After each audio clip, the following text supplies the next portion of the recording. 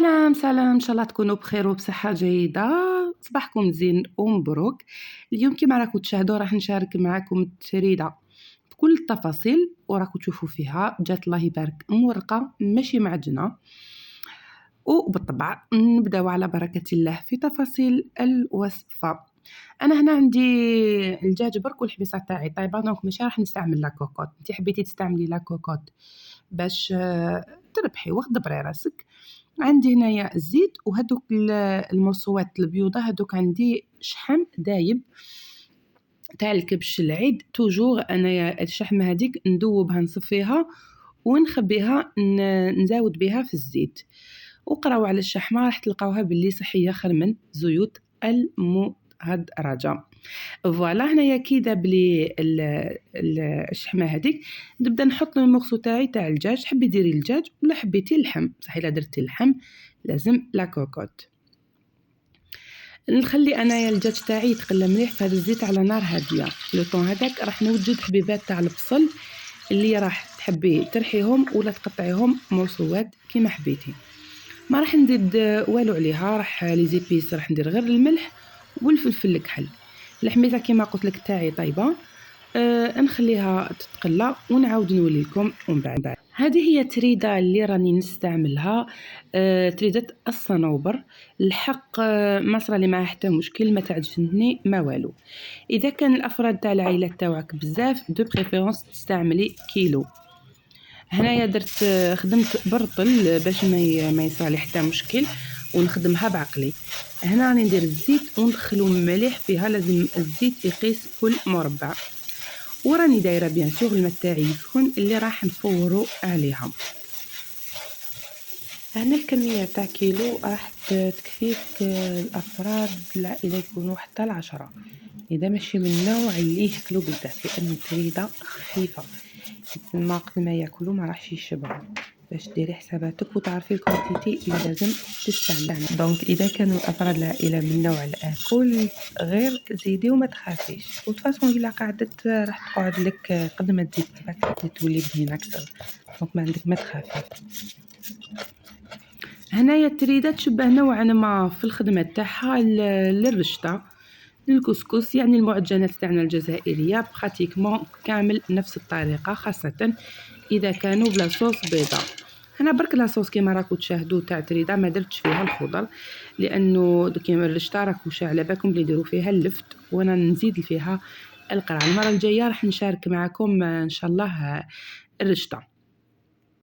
وبيان سور يا اختي العزيزه، السر كامل راهو في التقليه. قد ما تقلي الدجاج تاعك في هذاك البصل راح تجيك ماكلتك بنينه بنينه، وما تقليش على نار قويه، على نار هاديه. انا راح نمرق بالماء سخون ونغطي، ما راحش ياخذ لي الوقت لانه كما قلت لكم الدجاج راهو تقلى مليح مع الاول في هذاك الزيت والشحم.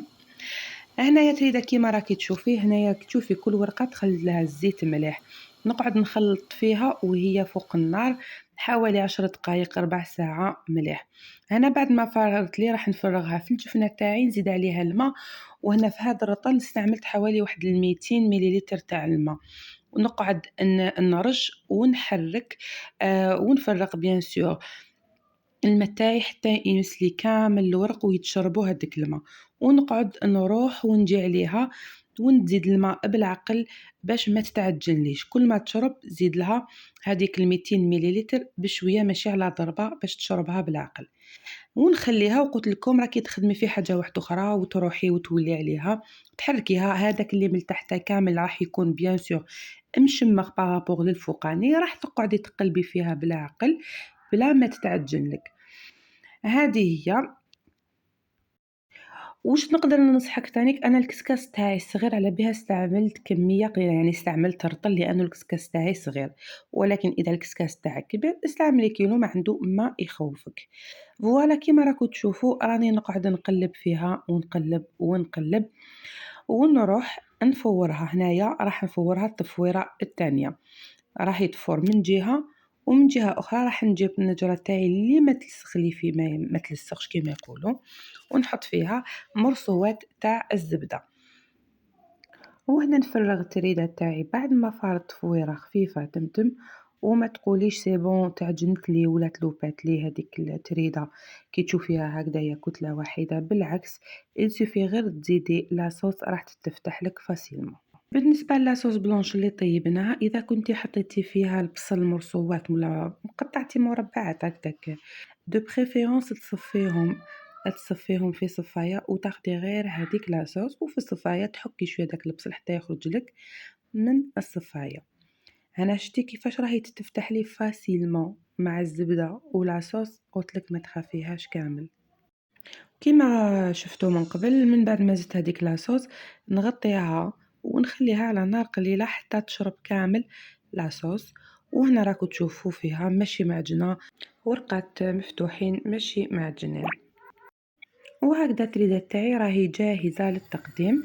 الدجاج حبيتي تعاودي ترجعيه في الفور تزيديله شوية زبدة وشوية هكذا ملح وتحطيه في الفور يتحمر لك، وتكوني شويتي ريسان تاع حار ولا ريسان ولا تقليهم كيما حبيتي. وما ننساوش حبيبات تاع البيض اللي تغليهم باش تزينيها، لانه في التزيين عندنا غير البيض الحميصه والدجاج والريسان تاع الفلفل. هنا راه كيما راكم تشوفوا راني فرغتها في صحن التقديم. جات روعه واش نقول لكم، ان شاء الله تجربوها. واذا وصلتوا معايا حتى لهنايا وعجبكم الفيديو ما تنساوش الاشتراك وتفعيل الجرس مع لايك وتعليق ليصلكم كل جديد. ما ننساش نقول لكم برك انا بالك وتغفلوا عليها تلصق لكم، ما بالك وانايا هنا الشعره وتلصق لي في الطنجره. هنايا باش ما نكذبش عليكم الرطل الاول هذا هو الرطل الاول طار لأن ولادي ومولابيتي كانوا جيعانين دونك زربت حطيت لهم. وأغزمو خديت الرطل الدوزيام اللي كنت نخدم فيه وهو اللي درته باش قدرت نصور لكم. عجبتهم تريدة وكانت بزاف بزاف بزاف بنينة. ان شاء الله تعجبكم ونلقى تفاعل على هذا الفيديو وتكون هناك استمرارية للقناة. ان شاء الله تزوروا قناتي وتشوفوا الفيديوهات اللي فيها كاين تنويع في كل الميادين، حلويات، سياحة، تحواس، كلش. هكذا نكون وصلت معكم لنهاية الفيديو. جمعة مباركة، دمتم في رعاية الله وحفظه، مع السلامة.